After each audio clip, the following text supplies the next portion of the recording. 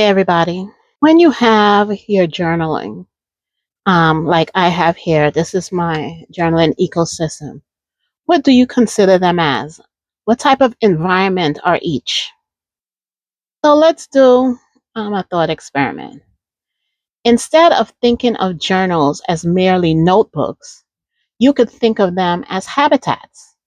These are environments designed to hold, support, regulate, process, or even evoke certain emotional and cognitive states. Just like physical spaces that we encounter in our life, they have a particular behavior. When you go to the library, it encourages, say, focus. If you go to a cafe, it encourages lingering. When you go to your bedroom, it encourages rest. So journals can cultivate emotional climates too. So our journal isn't only storing um, content; it's shaping, say, how your thoughts arrive, or maybe how emotions are processed, or what kind of self shows up in these books. Maybe you think one journal should hold everything, such as grief, productivity, creativity, research, or even planning. But emotionally, those states require different atmospheres. You wouldn't process heartbreak the same way you would organize your day. Different habitats reduce emotional friction. So we could have different emotional habitats. Say, for example, you want to have a sanctuary habitat. Now, this would be a journal where you feel safe. There's softness in the journal. You could do emotional decompression. That notebook could reduce internal pressure. So, in that notebook, you would do like gentle journaling, maybe grief processing. You may have gratitude pages. My creative journal would be my sanctuary habitat.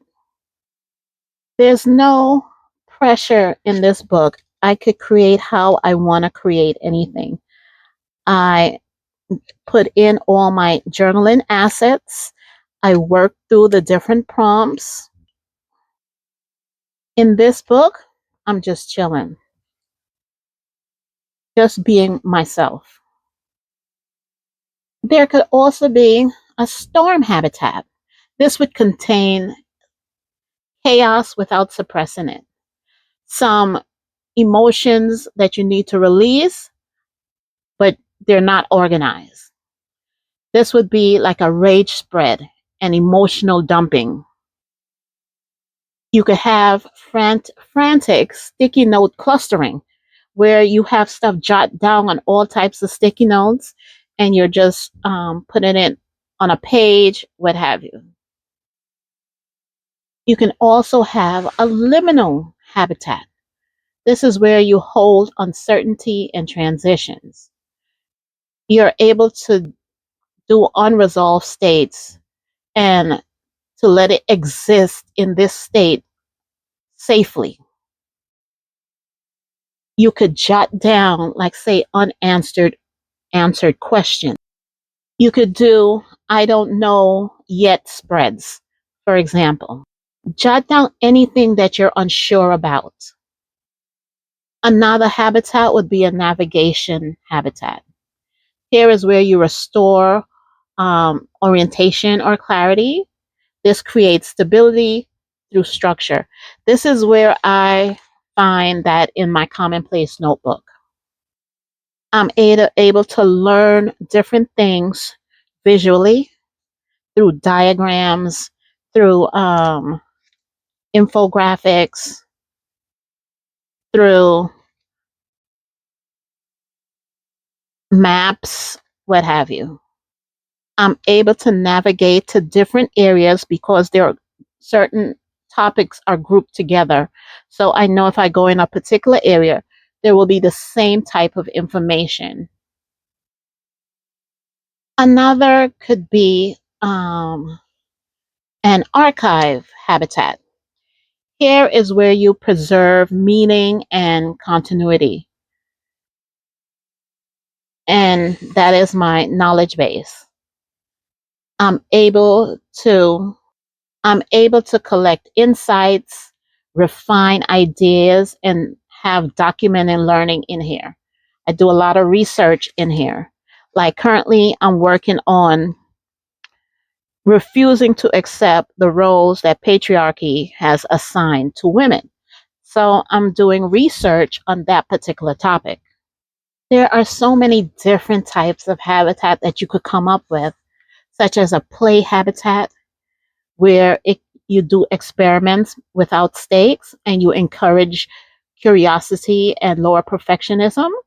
These are like idea books, where you do paper engineering, surprise mechanisms, or maybe you have novelty items in this play habitat, or even a reflection habitat where you observe yourself, do self awareness, where you're building self recognition over time. Here is where you could do monthly reviews, comparing old beliefs versus current ones. So think about creating emotional habitats when you're doing your journal, because that particular book will help you know how your thoughts arrive, how you process everything, who you show up as in those books. I hope I provided you for some new information, and that is all I have for today. And I'll see you on the flip side.